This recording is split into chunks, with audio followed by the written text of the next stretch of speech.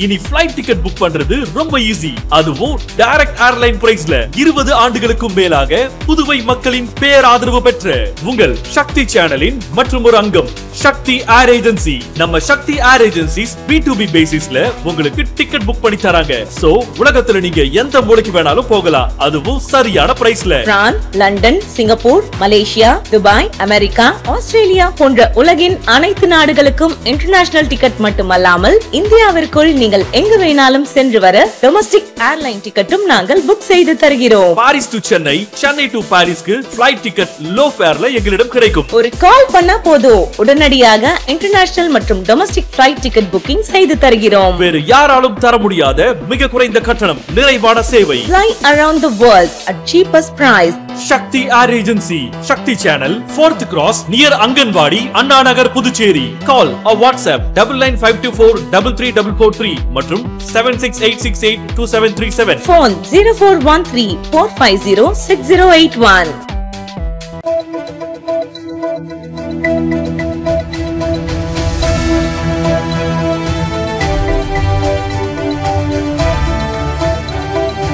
வணக்கம். சக்தி சேனலின் புதுவையின் இன்றைய நிகழ்வுகள். புதுச்சேரியில் கொலை செய்வதற்காக திட்டம் தீட்டி பதுங்கியிருந்த 8 பேர் கொண்ட கும்பலை போலீசார் கைது செய்தனர். அரியாங்குப்பம் பிசிபி நகரை சேர்ந்த வாலிபர் ஒருவர் போலீசிற்கு இன்ஃபார்மராக இருந்தார். பிசிபி நகர், அம்பேத்கர் நகரை பகுதிகளை சேர்ந்த பல்வேறு குற்ற வழக்குகளில் தொடர்புடையவர்களை பற்றி அரியாங்குப்பம் போலீசாருக்கு அவர் தகவல் தெரிவித்து வந்தார். அதனால் அந்த வாலிபருக்கும் குற்ற செயல்களில் ஈடுபட்டவர்களுக்கும் இடையே விரோதம் இருந்து வருகிறது. இந்த நிலையில் கத்தியுடன் கும்பல் ஒன்று அம்பேத்கர் நகர் தண்ணீர் தொட்டி அருகில் பதுங்கி இருப்பதாக அரியாங்குப்பம் போலீசாருக்கு நேற்று தகவல் வந்தது. அதையடுத்து சப் இன்ஸ்பெக்டர் முருகானந்தம், குற்றப்பிரிவு போலீசார் சிரஞ்சீவி மற்றும் போலீசார் தண்ணீர் தொட்டி பகுதியில் பதுங்கி இருந்த 8 பேரை போலீசார் பிடித்து விசாரித்தனர். அதில் எங்களை பற்றி போலீசாருக்கு தகவல் சொல்லும் வாலிபரை கொலை செய்ய திட்டமிட்டு பதுங்கி இருந்தது தெரிவித்தனர். மேலும் விசாரணை செய்ததில் அரியாங்குப்பம் பகுதியை சேர்ந்த ஆகாஷ் 22, வசந்த் 20, விஸ்வா 22, சின்ன ஆகாஷ் 22, தினேஷ் 22, ராஜ் 24, ராம்குமார் 20, சாமிநாதன் 24 என்பது தெரியவந்தது. இவர்களிடம் இருந்து 3 மோட்டார் பைக், 4 மொபைல் போன், 4 கத்தி ஆகியவற்றை போலீசார் பறிமுதல் செய்தனர். கைது செய்யப்பட்ட 8 பேரை நீதிமன்றத்தில் ஆஜர்படுத்தி காலாப்பட்ட சிறையில் அடைத்தனர். புதுச்சேரியில் இதுவரை 12 பேருக்கு கொரோனா தொற்று உறுதி செய்யப்பட்டுள்ளதாகவும் அவர்களை தனிமைப்படுத்தி சிகிச்சை அளிக்கப்பட்டு வருவதாகவும் சுகாதாரத்துறை தெரிவித்துள்ளது. புதுச்சேரி சுகாதாரத்துறை வெளியிட்டுள்ள செய்திக்குறிப்பில், புதுச்சேரியில் கடந்த வாரம் மருத்துவமனையை அணுகிய நோயாளிகள் டெங்கு, சிக்கன்குனியா மற்றும் கொரோனா பரிசோதனைகள் மேற்கொள்ளப்பட்டன. அவற்றில் 12 பேருக்கு கொரோனா தொற்று உறுதி செய்யப்பட்டது. அவர்களை கதிர்காமம் அரசு மருத்துவமனை மற்றும் அரசு மகாத்மா காந்தி மருத்துவமனையில் தனி வார்டுகளில் அனுமதித்து சிகிச்சை அளித்து வருகிறோம். மேலும் இந்த கொரோனா நோயாளிகள் 3 நாள் சிகிச்சைக்கு பிறகு குணமடைந்து வருகிறார்கள். இதுவரை எந்தவிதமான தீவிர பாதிப்பும் இல்லை. முன்னெச்சரிக்கை நடவடிக்கையாக கோரிமேடு டிபி மருத்துவமனையில் 10 ICU படுக்கைகள் மற்றும் 2 வெண்டிலேட்டர்கள் வசதி செய்யப்பட்டுள்ளன. அதிலிருந்து அதிக பாதிப்புடையவர்கள் அங்கு அனுமதிக்கப்படுவர். நோயாளிகள் மட்டும் முகக்கவசம் அணிய வேண்டும், மற்றவர்கள் அணிய தேவையில்லை. மத்திய அரசின் புதிய வழிகாட்டு நெறிமுறைகள் இதுவரை வரவில்லை. இருந்தாலும் பொதுமக்கள் விழிப்புணர்வுடன் இருக்க வேண்டும் என குறிப்பிடப்பட்டுள்ளது. பாஜக சார்பில் முதலியார்பேட்டை தொகுதியில் அசோக் பாபு MLA ஏற்பாட்டில் நடந்த தேசிய கொடி பேரணியை அமைச்சர் நமச்சிவாயம் துவக்கி வைத்தார்.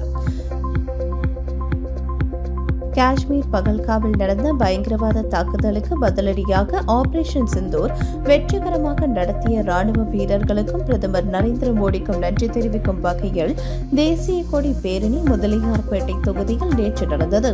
பேரணியை அமைச்சர் நமச்சிவாயம் துவக்கி வைத்தார்.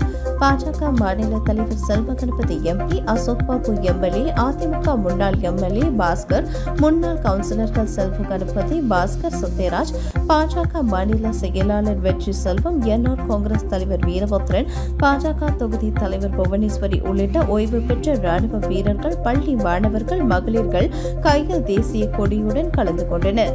பூவன்கரை வீதி பெட்ரோல் பங்க் அருகே துவங்கிய தேசிய கொடி பேரணி மில் வீதி, கடலூர் மாலை, மரப்பாலம் வழியாக பூவன்கரை வீதியில் முடிவடைந்தது.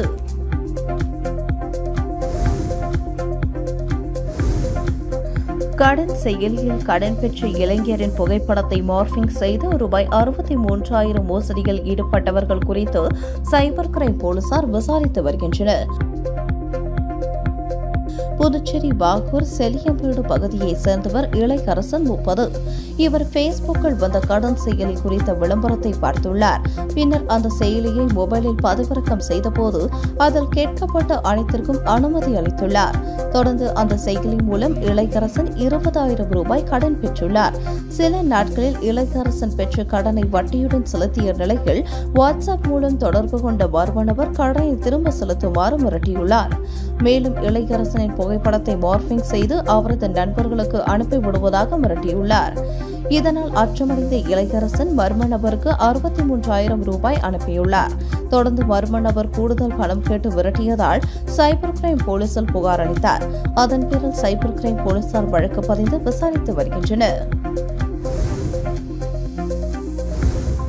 வெள்ளியனூர் அருகே தமிழக பகுதியான பெரும்பை கிராமத்தில் உள்ள ஸ்ரீ ஏழை மாரியம்மன் ஆலயத்தில் நடைபெற்ற ஊரணி பொங்கல் வைத்தல் விழாவில் திரளான பக்தர்கள் கலந்து கொண்டு சுவாமி தரிசனம் செய்தனர். வெள்ளியனூர் அருகே உள்ள தமிழக பகுதியான பெரும்பை கிராமத்தில் திருக்கோவில் கொண்டு எழுந்தருளியிருக்கும் அருள்மிகு ஸ்ரீ ஏழை மாரியம்மன் ஆலயத்தில் ஊரணி பொங்கல் வைத்தல் நிகழ்ச்சி நடைபெற்றது. முன்னதாக காலையில் ஸ்ரீ ஏழை மாரியம்மன் ஸ்ரீ செங்கண்ணீர் அம்மனுக்கு பாலாபிஷேகம் நடைபெற்றது. அதனைத் தொடர்ந்து மாலையில் ஐயனாரப்பன் ஆலயத்தில் ஊரணி பொங்கல் வைத்து பொதுமக்கள் வழிபாடு செய்தனர். தொடர்ந்து ஆலயத்தில் பொங்கல் படையலிட்டு மகா தீபாராதனை காண்பிக்கப்பட்டது. இதில் திரளான பொதுமக்கள் கலந்து கொண்டு சுவாமி தரிசனம் செய்தனர். ஹூசுடு சட்டமன்ற தொகுதிக்கு உட்பட்ட பொறையூர்பேட் அரசு தொடக்கப் பள்ளியில் ரூபாய் 26 லட்சம் மதிப்பில் பராமரிப்பு பணிகள் மேற்கொள்வதற்கான பணியினை அமைச்சர் சரவணன்குமார் பூஜை செய்து தொடங்கி வைத்தார். ஹூசுடு சட்டமன்ற தொகுதிக்கு உட்பட்ட பொறையூர்பேட்டில் உள்ள அரசு தொடக்கப் பள்ளியை ரூபாய் 26,28,000 மதிப்பில் பூர்ணமைக்கும் பணியின் துவக்க விழா இன்று நடைபெற்றது. விழாவில் தொகுதி சட்டமன்ற உறுப்பினரும் அமைச்சருமான சரவணன்குமார் கலந்து கொண்டு பூமி பூஜை செய்து பணியினை தொடங்கி வைத்தார். மேலும் விரைந்து பணிகளை முடிக்குமாறு அதிகாரிகளிடம் அறிவுறுத்தினார். இந்த நிகழ்ச்சியில் துறை அதிகாரிகள், தொகுதி பாஜக நிர்வாகிகள் உட்பட அப்பகுதி மக்கள் திரளாக கலந்து கொண்டனர்.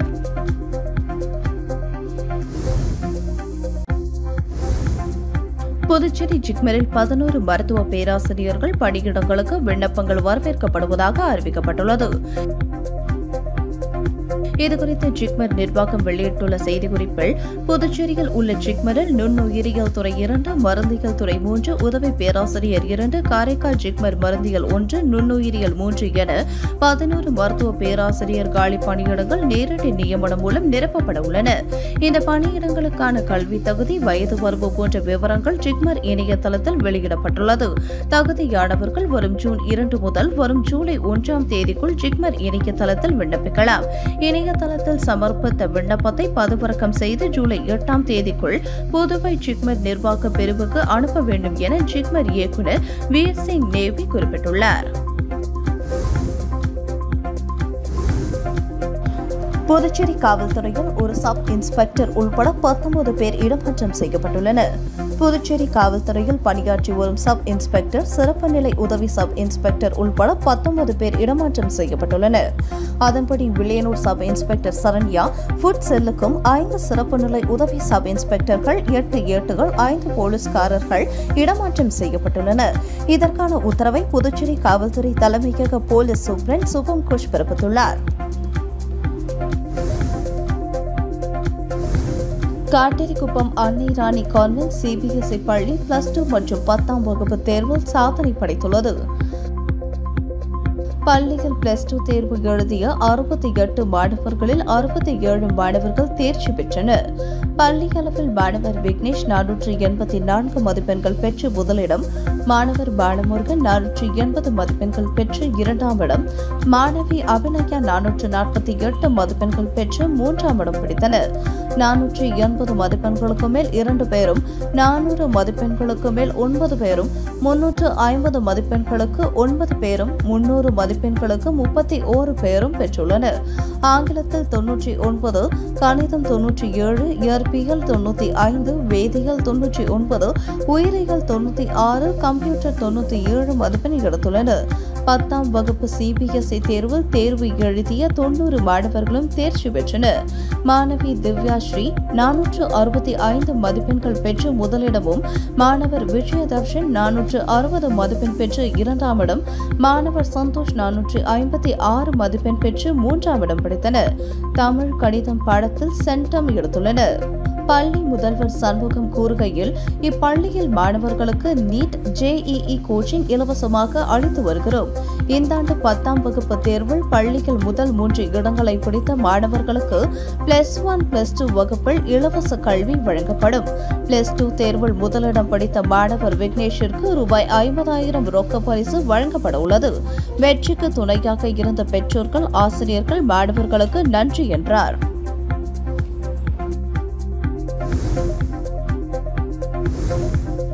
புதுச்சேரியில் பயிற்சி பெற்ற பட்டதாரி ஆசிரியர்கள் விரிவுரையாளர்களாக பதவி உயர்வு அளிக்கப்பட்டு பணியிட மாற்றம் செய்யப்பட்டுள்ளனர்.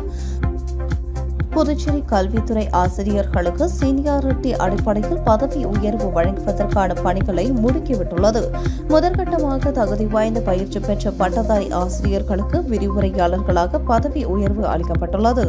அதன்படி தமிழில் 8 பேரும், ஆங்கிலம், இந்தி, பிரெஞ்சு, தெலுங்கு, மலையாளம், அரசியல், அறிவியல், வரலாறு, புவியியல் பாடப்பிரிவில் தலா ஒருவரும், கணிதத்தில் 10 பேரும், இயற்பியலில் 5 பேரும், வேதியியலில் 13 பேரும், விலங்கியலில் 6 பேரும், வணிகவியலில் 4 பேரும், பொருளியலில் 4 பேரும் என மொத்தம் 63 பயிற்சி பெற்ற பட்டதாரி ஆசிரியர்கள் விரிவுரையாளர்களாக பதவி உயர்வு அளிக்கப்பட்டு பணியிட மாற்றம் செய்யப்பட்டுள்ளனர்.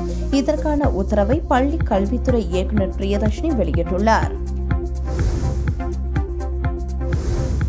புதுச்சேரியில் போட்டித் தேர்வுகளுக்கான பயிற்சி அளிக்கும் நிறுவனங்களிடம் இருந்து விண்ணப்பங்கள் வரவேற்கப்படுவதாக தேசிய வாழ்வாதார சேவை மையம் அறிவித்துள்ளது. இதுகுறித்து ஆதி திராவிடர் மற்றும் பழங்குடி இனத்தவர்களுக்கான தேசிய வாழ்வாதார சேவை மையத்தின் துணை பிராந்திய வேலைவாய்ப்பு அதிகாரி கோட்டூர்சாமி வெளியிட்ட செய்திக்குறிப்பில், புதுச்சேரியில் ஆதி திராவிடர் மற்றும் பழங்குடி இனத்தவர்களுக்கான தேசிய வாழ்வாதார சேவை மையம் நிறுவப்பட்டுள்ளது. வேலை தேடும் SC, ST இன இளைஞர்களுக்கு ஓராண்டு கால சிறப்பு பயிற்சி வழங்கும் வகையில் போட்டித் தேர்வுக்கு சிறப்பாக பயிற்சி அளிக்கும் நிறுவனங்களிடம் இருந்து விண்ணப்பங்கள் கோரப்படுகிறது.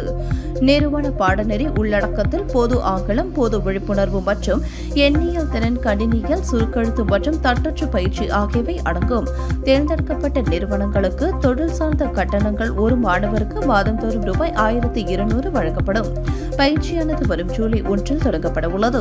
சம்பந்தப்பட்ட நிறுவனங்கள் இதற்கான விண்ணப்பத்தை மே 30ஆம் தேதிக்குள் துணை பிராந்திய வேலைவாய்ப்பு அதிகாரி, ஆதி திராவிடர் மற்றும் பழங்குடி இனத்தவர்களுக்கான தேசிய வாழ்வாதார சேவை மையம், எண் 5, 3வது குறுக்கு தெரு, முதல் தளம், நடேசன் நகர், புதுச்சேரி என்ற முகவரிக்கு அனுப்ப வேண்டும் என குறிப்பிடப்பட்டுள்ளது.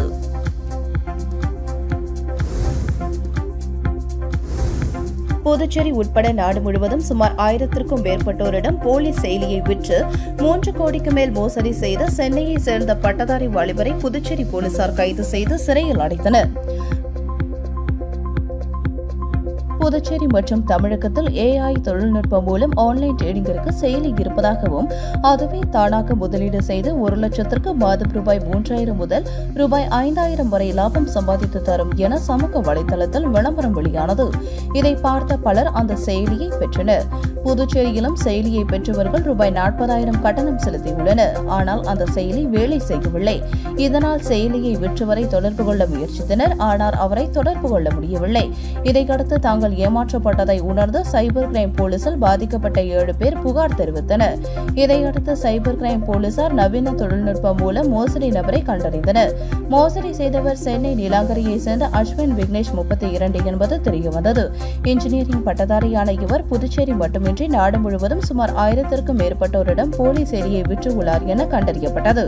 இதனால் சுமார் ரூபாய் 3.5 கோடி வரை மோசடி செய்தது தெரியவந்ததை அடுத்து தனிப்படை போலீசார் தலைமறைவாக இருந்த அவரை தேடி வந்தனர்.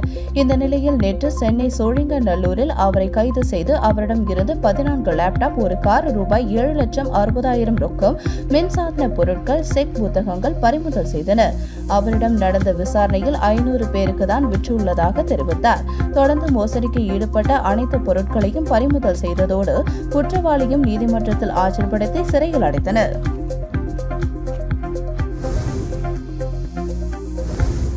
மத்திய அரசின் ஹிந்தி திணிப்பு மற்றும் மும்மொழி கொள்கையை கண்டித்து காரைக்காலில் திராவிடர் கழக இளைஞரணி சார்பில் கண்டன ஆர்ப்பாட்டம் நடைபெற்றது. மத்திய அரசின் ஹிந்தி திணிப்பு மற்றும் மும்மொழி கொள்கையை கண்டித்தும் புதுச்சேரி மாநிலத்தில் அவசரகதியில் நடைமுறைப்படுத்தப்பட்டுள்ள சிபிஎஸ்இ கல்வி முறையை கைவிட வலியுறுத்தியும் புதிய கல்விக் கொள்கையால் 95 விழுக்காடு மாணவர்கள் தோல்வி அடைந்துள்ளதற்கு புதுச்சேரி அரசு பொறுப்பேற்க வலியுறுத்தியும் காரைக்கால் மாவட்ட திராவிடர் கழக இளைஞர் அணி சார்பில் கண்டன ஆர்ப்பாட்டம் நடைபெற்றது. காரைக்கால் கடற்கரை சாலையில் மாவட்ட இளைஞர் அணி செயலாளர் லூயிஸ் பேயர் தலைமையில் நடைபெற்ற கண்டன ஆர்ப்பாட்டத்தில் புதுச்சேரி மாநில தலைவர் சிவ வீரமணி, மாவட்ட தலைவர் கிருஷ்ணமூர்த்தி, மாவட்ட செயலாளர் பன்னீர்செல்வம் ஆகியோர் சிறப்பு அழைப்பாளர்களாக கலந்து கொண்டு கண்டன உரையாற்றினர். 100க்கும் மேற்பட்டோர் கலந்து கொண்ட ஆர்ப்பாட்டத்தில் மத்திய மாநில அரசுகளை கண்டித்து கண்டன முழக்கங்களை எழுப்பி ஆர்ப்பாட்டத்தில் ஈடுபட்டனர்.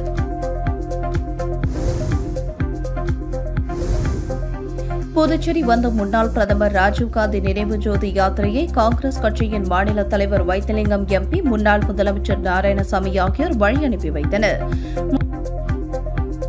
முன்னாள் பிரதமர் ராஜீவ்காந்தியின் 34வது நினைவு தினம் நாளை நாடு முழுவதும் அனுசரிக்கப்படுகிறது. இதனையொட்டி ஆண்டுதோறும் கர்நாடக மாநில காங்கிரஸ் தொழிலாளர் பிரவீன் சார்பில் அமரர் ராஜீவ்காந்தி நினைவு ஜோதி யாத்திரை நடைபெறுவது வழக்கம். அதன்படி கர்நாடகாவில் கடந்த 15ஆம் தேதி ராஜீவ்காந்தி நினைவு ஜோதி யாத்திரையை கர்நாடகா முதலமைச்சர் சித்தராமையா, துணை முதலமைச்சர் சிவக்குமார் ஆகியோர் துவக்கி வைத்தனர். இந்த நிலையில் நேற்று புதுச்சேரி வந்த ராஜீவ்காந்தி நினைவு ஜோதி யாத்திரைக்கு INTUC மாநில செயலாளர் பாலாஜி தலைமையில் வரவேற்பு அளிக்கப்பட்டது. அதனைத் தொடர்ந்து இன்று காலை வழி அனுப்பும் விழா ரெட்டியார்பாளையம் பகுதியில் இன்று நடைபெற்றது. INTUC மாநில செயலாளர் பாலாஜி தலைமையில் நடைபெற்ற நிகழ்ச்சியில் காங்கிரஸ் கட்சியின் மாநில தலைவர் வைத்திலிங்கம் எம்பி, முன்னாள் முதலமைச்சர் நாராயணசாமி, சட்டமன்ற உறுப்பினர் வைத்தியநாதன் ஆகியோர் ராஜீவ்காந்தி நினைவு ஜோதியை ஏற்றி யாத்திரையை வழி அனுப்பி வைத்தனர். இந்த நிகழ்ச்சியில் INTUC நிர்வாகிகள், காங்கிரஸ் கட்சி நிர்வாகிகள் உட்பட பலர் கலந்து கொண்டனர். புதுவை தமிழ் சங்கத்தில் திருவள்ளுவர் சிலை அமைக்கப்பட்ட தினத்தை முன்னிட்டு வள்ளுவர் சிலைக்கு மாலை அணிவித்து திருக்குறள் கூறும் நிகழ்ச்சி நடைபெற்றது. புதுச்சேரி தமிழ் சங்க வளாகத்தில் திருவள்ளுவர் சிலை அமைக்கப்பட்ட 6ஆம் ஆண்டு விழாவையொட்டி அவரது சிலைக்கு மாலை அணிவித்து திருக்குறள் கூறும் நிகழ்ச்சி நடந்தது. நிகழ்ச்சிக்கு சங்க தலைவர் முத்து தலைமை தாங்கினார். இந்த விழாவில் புதுச்சேரி வேளாண் விவசாயிகள் நலத்துறை முன்னாள் இயக்குநர் சிவ வசந்தகுமார் கலந்து கொண்டு வள்ளுவர் சிலைக்கு மாலை அணிவித்து மரியாதை செலுத்தினார். இந்த நிகழ்ச்சியில் புதுவை தமிழ் சங்கத்தின் செயலாளர் சீனு மோகன்தாஸ் விழாவை ஏற்பாடு செய்திருந்தார். மேலும் மாணவர்களுக்கு திருக்குறள் புத்தகங்கள் வழங்கப்பட்டது. இந்த விழாவில் தமிழ் சங்கத்தின் ஆட்சி மன்ற உறுப்பினர்கள் திரளாக கலந்து கொண்டனர். அரசு மேல்நிலைப் பள்ளிகளில் +1 மாணவர்கள் சேர்க்கைக்கு விண்ணப்பங்கள் வழங்கப்படுகிறது. இதுகுறித்து பள்ளி கல்வித்துறை இணை இயக்குநர் சிவகாமி வெளியிட்டுள்ள செய்திக்குறிப்பில் 10ஆம் வகுப்பு பொதுத் தேர்வில் தேர்ச்சி பெற்ற மாணவ மாணவிகள் 2025-26ஆம் ஆண்டில் புதுச்சேரி பகுதியில் உள்ள அரசு மேல்நிலைப் பள்ளிகளில் +1 வகுப்பில் சேர்வதற்கான விண்ணப்பங்கள் அனைத்து அரசு மேல்நிலைப் பள்ளிகளிலும் நேற்று 19ஆம் தேதி முதல் வழங்கப்படுகிறது. பூர்த்தி செய்யப்பட்ட விண்ணப்பங்களை வரும் 23ஆம் தேதிக்குள் அந்தந்த அரசு மேல்நிலைப் பள்ளிகளில் சமர்ப்பிக்கப்பட வேண்டும். மாணவ மாணவிகள் ஒன்றிற்கும் மேற்பட்ட அரசு மேல்நிலைப் பள்ளிகளில் விண்ணப்பத்தை பெற்று பூர்த்தி செய்து இணையதளத்தில் இருந்து பதிவிறக்கம் செய்யப்பட்ட 10ஆம் வகுப்பு மதிப்பெண் சான்றிதழ் மற்றும் மாற்று சான்றிதழ் நகல்களுடன் விண்ணப்பிக்க அறிவுறுத்தப்படுகிறது. உங்கள் சக்தி சேனலின் புதுவையின் அன்றாட நிகழ்வுகளை உடனுக்குடன் தெரிந்து கொள்ள சக்தி சேனல் புதுச்சேரி யூடியூப் சேனலை சப்ஸ்கிரைப் செய்து கொள்ளுங்கள். மறக்காமல் பெல் பட்டனையும் கிளிக் பண்ணுங்க, ஷேர் பண்ணுங்க, லைக் பண்ணுங்க. உங்கள் சக்தி சேனல்.